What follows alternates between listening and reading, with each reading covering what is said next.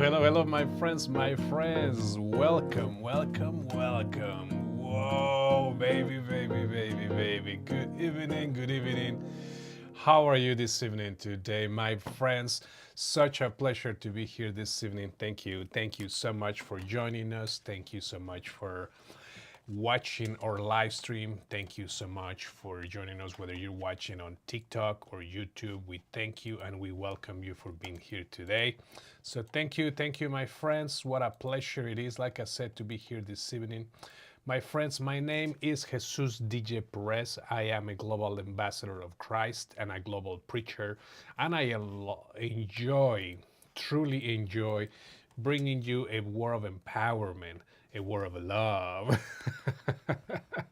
See, this particular bandana, somehow the color is shading and fading away because it has a blue, but whatever, right? While my head might look slightly weird, whatever, right? So we just go with it.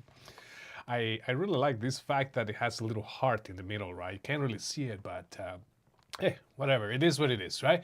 So, my friends, how are you tonight? Where are you watching from? I'd love to know where you're watching from. Drop it in the comments below where you're watching us from. Where are you joining us from? And whether you're watching us from Philippines or Mexico or America, I mean North America, sorry, South America, Africa, Europe, whatever the place you may be watching, welcome to a place of empowerment. If this is your first time watching us, well, welcome. Like I said, my name is Jesus DJ Perez, and if it's not your first time watching us, welcome back. You see, my friends, I do a lot of empowerment topics, a lot of empowerment conversations and teachings. And sometimes those teachings come from wherever, whenever we least expect it, right? So thank you so much for your help. Like I said, thank you for being here this evening. You know, my friends, this evening's topic, excuse me, this evening's topic was actually something that my beautiful bride, Elisa Perez from Elisa J Media, shared with me. And you know, when she was talking, when we went to get something for dinner, you know, and we just had some hot dogs and I got some buns and hot dogs and got home a sliced tomato and poop. We prepared dinner and then that's what we have for dinner and that was just delicious, right? That was just so good, my friends. And I just really, as we were about to pay and as we were doing our numbers to see what we can get for the evening based on tonight's budget, we were really just walking towards the cashier and we were so excited that we were gonna eat hot dogs, you know, because reality is it doesn't take much to find fulfillment. It doesn't take much to really enjoy what you currently have and be grateful and happy for what you have. Because while we had hot dogs for dinner tonight, there are people around the world that don't even have hot dogs for dinner, right? They have to scramble to get some leftovers, some breadcrumbs, or whatever the case may be, they may be able to find. So when I say to you that for us, we were able to buy dinner with $8.50, you know, between the hot dogs, the buns, and the tomato. It was one of those things that we kind of like stopped for a second and was like, it is amazing how simple, how minimalistic we can really live, and how we don't need to have a, a lobster or steak or you know like yeah it's beautiful and it tastes delicious to have some lobster tacos perhaps or you know steak and onions or whatever, but see my friends, those are wants, not necessarily needs, right? And a long time ago, my father-in-law, God bless him, you know, he said to us like you know, this is like over 20 years ago when he said, you guys need to learn the difference between want and need. And at the time, you know, my wife and I were in our early 20s, and so he said, as you are growing and as you're young and learning, the best advice I can give you both is that learn the difference between want and the difference between a need. And that's going to help you make smart decisions when you go grocery shopping, when you buy things, or when you're shopping around just for the sake of shopping around. But this message, as we were walking around the grocery store and whatnot, my wife said, I have a topic in mind that it would be good for you to talk about. And I say, yeah, what is that? And then she said, internal, excuse me, somehow my throat is just kind of like getting there, right? But she said internal fulfillment versus external success. And then, I stopped for a second and I was like thinking about the concept of internal fulfillment versus external success. And so I asked, okay, go on, tell me more. What do you have in mind? And she's like, right now I'm working on a book, and she proceeded to share her experiences about it. And it's so important to know the difference between internal fulfillment versus external success, because external success, it really comes down to what the Jones. Have you ever heard of that? Keeping up with the Jones. Have you ever heard of that saying? Keeping up with the Jones, right? Well, what the Jones or what people are telling you to do is completely different than what you should be doing, perhaps. You see, in the perfect society, in the cookie cutter society, you go to school, you go to college, you graduate, you get a job, a decent paying job, and then save some money, meet somebody along the way, buy a house, get married, whatever, or you get married then buy a house, either way, whatever you want. Have kids and go to work your 9 to 5, grow old and retire, and then finally start living life. See, and that's what most people know about life and how life is supposed to be. You get a job and you get pay, and then you make somebody else's dreams come true by you going by exchanging your time for money, and just having your 9 to 5 or your 8 to 4, whatever the case may be.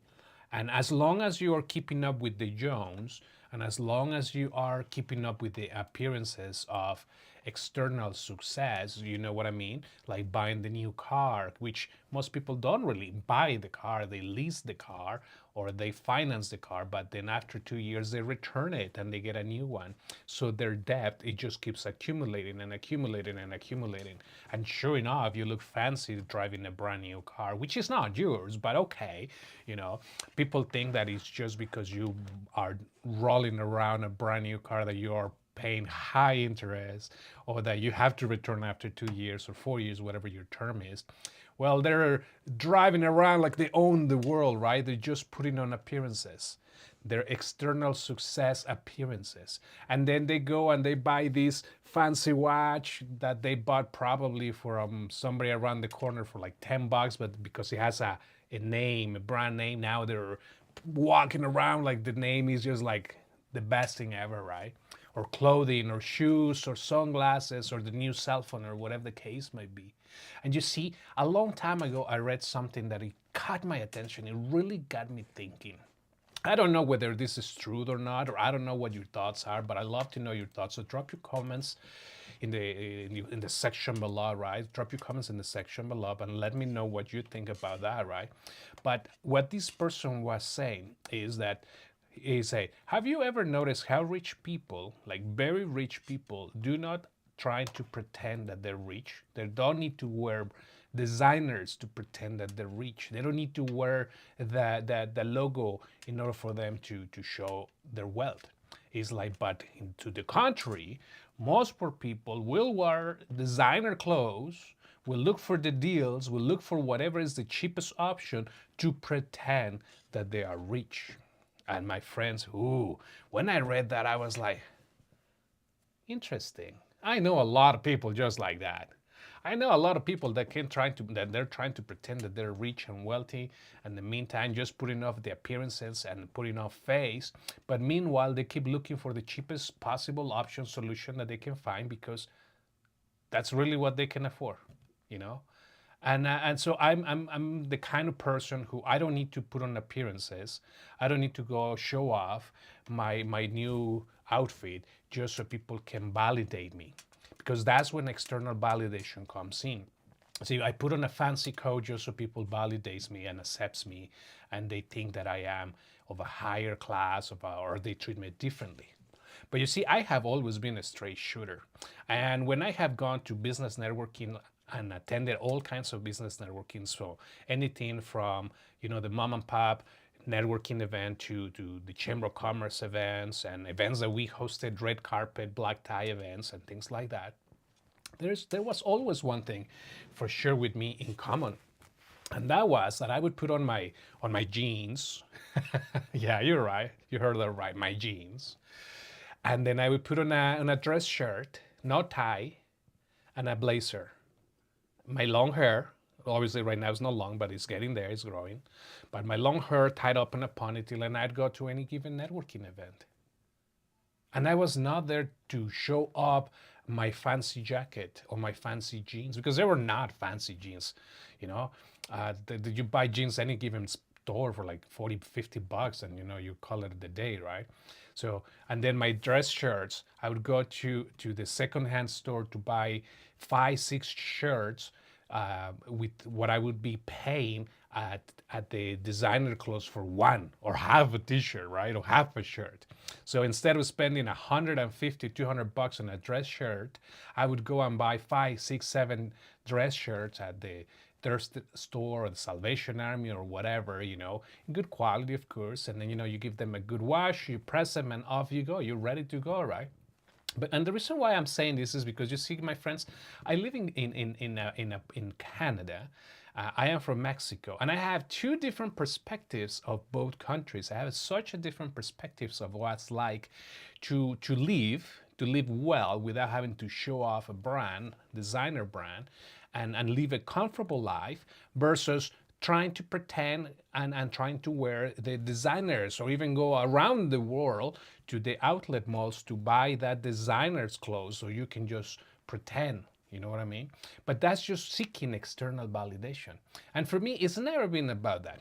See, in fact, I can tell you I own one pair of jeans, one pair of dress pants, and now because of me ripping the pants when I'm doing yoga stretches and whatnot. I used to have 5 or 6 of those yoga pants, but now I'm down to 2 of them. Okay, because eventually they give up, right? They break. But other than that, that's just it. And then while other people may have tens of dozens of clothing just so for any given day of the week, a new color, a new fashion, a new design, or whatever, for me, I'm not like that. I like to keep it simple. I like to live in a minimalistic approach where everything that we need is covered and we got wiggle room for even more. So if we want to have more, then we go and buy more. Not because we cannot afford it or not because we can afford it, but because we choose to go and buy it. So if I want to treat myself for an ice cream, then I go and I treat myself for an ice cream. If I want to treat myself for a bottle of pop, then I go and buy myself a bottle of pop. But I don't need to go showing off or pretending because the reason why that is, my friends, is because external success, okay, what people deem as successful, what people think that is successful, what society thinks is successful, a lot of the time is empty feelings, empty emotion, and they don't have any internal fulfillment. They have no internal fulfillment with what they have. You see, most recently, I learned about someone, a close family friend, who who basically is in a very well position financially. He gets paid very well, this person, and this person can go and come and do anything they want with no problem. But yet emotionally, they have a void. They have a feeling that they simply cannot fulfill.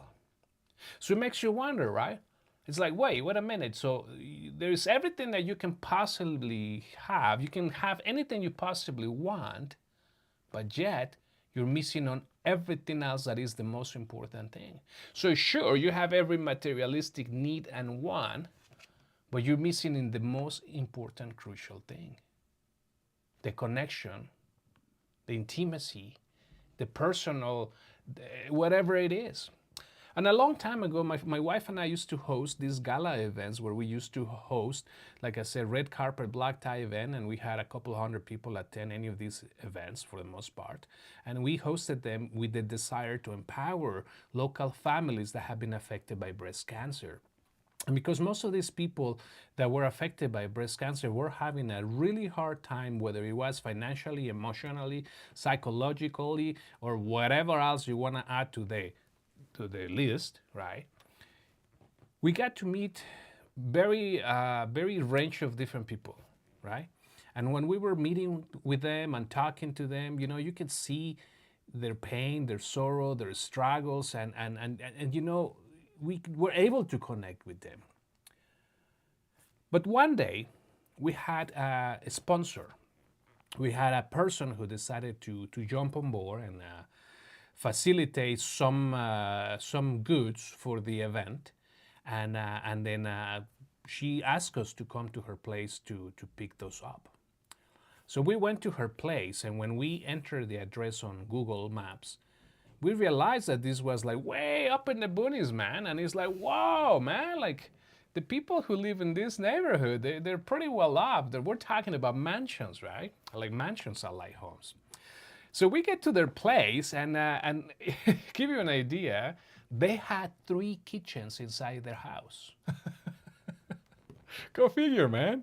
3 kitchens. If they feel like, and I said, wow, you have 3 kitchens. That's insane. That's awesome. And she's like, well, sometimes we feel like barbecuing on the balcony, and then we want to have everything there. So a full kitchen on the balcony. Oh, okay. And sometimes we want to cook inside the house when we host people. And so we have this kitchen here in the living room, dining room. I said, okay. But sometimes we don't want to entertain anybody and we just want to cook ourselves some breakfast. So we have our main kitchen. I was like, all right, fair enough. So they invited us to stay over and share a glass of wine with them, and they already know her and her husband already knew about us a little bit, and saw our purpose and mission and the work that we were doing. And she said, she came out straight out and she said, you know what, guys, we have all of this, but you got something that we don't have, and we don't know what it is, but we want some of that. And so I was sitting right next to her, then my wife and her husband, all around this beautiful long ass table. And I said, what do you think that is? And she's like, I don't know, but you guys have definitely something that we don't have. And I giggled, right? It's like, come on now. You got everything you can possibly want. You have 3 kitchens, for crying out loud. You have rooms behind rooms. You have secret places. You have a mansion here. What are you talking about? And she said, yeah, we have all of this, but it's an empty house because it's just my husband and I. It's an empty house. We have no joy in here. There's so much more missing. So at that point is when I realized that money, as people say, cannot buy happiness. Sure, it can buy comfort. It can buy, instead of just hot dogs and hot dog buns, maybe it can buy the steak and lobster. Sure, it can buy comfort. It can buy a peace of mind and whatever else you want to add to that. Because I have no argument with that. Money is a necessity indeed, but it's not a priority. Because when you set money as your priority, that's when you stop finding fulfillment in life. That's when you don't see. That's when you forget to realize what's ahead in front of you. And look what the Word of God says on the book of Ecclesiastes, chapter 5, verse 10, according to the New King James Version. He who loves silver will not be satisfied with silver, nor he who loves abundance with increase. This is also vanity. And you see, this verse speaks directly to the idea that external success, wealth, status, or material gain can never truly satisfy the soul. Fulfillment comes from something deeper than worldly achievements. Let me know what you think about that. But I can tell you, I know a heck of a lot of people that are very well off and they're just not satisfied. Their soul is missing on something greater that money can possibly buy. And I don't know what it is, man. I have a lot of friends who are very well off, or acquaintances, I'd say. And at one point or another, some of them used to come and hang out with us at our place. And they were the coolest people. Some of those guys were the coolest people. They'd come over and sit down with us, and we would talk about the festival upcoming in the summer. And we would have the weirdest, just simplest conversations with them. They were the nicest people. But there is the other side, which they weren't. And then there's the other side of all those people who definitely are just showing off and pretending, and they're just rude. They're miserable, man. So I guess at the end of the day, whether you have all the money in the world or you don't have all the money in the world and you live in a simple, simplistic life like we are, I guess at the end of the day, what truly matters is finding our own fulfillment. Finding that one thing that gets you to get out of bed, and you cannot wait to get out of bed, to get it going, to work on it, to put your passion on it, to jump on it, to go change the world, whatever it is that looks like to you. For my wife and I, it's about empowering communities. For her, through her written work as a ghostwriter and a hypnotherapist, and for me, through my live streams, where we get to stand in front of the community, where we get to stand in front of hundreds of people, at the end of the year, possibly thousands, and they get to hear a word of empowerment, a word of encouragement, a word that perhaps, and only perhaps, can help them find that true satisfaction in their soul. But my friends, I have searched for my own satisfaction at work and through many other things, through buying things and whatnot. But I can tell you this, there is no better satisfaction, there is no better fulfillment that do the work of the Lord. For me, there is no better fulfillment than to serve Him, to serve our Heavenly Father, to place my life before Him and say, God, how do you want me to serve you today? God, what do you want to talk to our audiences today? They're your audiences, not mine. If I have people watching this evening, whether it's the live or the replay, thank God. And if I have 0 people watching, thank God. Because He knows who He needs to reach out through these. And He uses us like vessels. And a few days ago, I talked to you about allowing God to use us like vessels. So watch the video popping up right here when you're watching the replay. I will also add the link to that video in the comment section below, so you can watch it, my friends. But in that particular teaching, I'm sharing how we are the vessels. God is the potter. God is the vessel maker. And He doesn't care whether we have this much money or that much money or that much money. What He truly cares about is the willingness of our heart. That's what He truly cares about. How much are we willing to sacrifice our own earthly desires and needs to say, God, to you be the glory. God, to you be the glory, God. Yeah, I said that twice. Because it's true. Less of me, more of Him. Or, sorry, the other way around. More of Him, less of me. Let your will be done upon our lives in Jesus' name. My friends, it's so amazing, honestly, to be here tonight. And I just feel so pumped and fueled to keep on going. Excuse me. But we got to wrap things up here. So let me ask you once again. Let me ask you this. Are you seeking internal fulfillment, or are you seeking external success and validation? Oh, mic drop right there. Woo, baby. I love it. You see, I like to speak things as they are. I know that this message can be uncomfortable for some of us, and I know that. But just meditate a little bit on it. Meditate on what we just talked about. What are you seeking right now? Internal fulfillment or external success, my friends? What matters most to you? What matters most to you? The answer, my friends, is yours, and it's yours only. You get to choose what you are seeking because you probably, uh, well, you know better than I do, anyways. What do I know? We'll see you guys tomorrow. Thank you so much for watching. Thank you for being here tonight. Thank you, my friends. I love you. I love you. We'll see you soon. Stay in power and stay beautiful.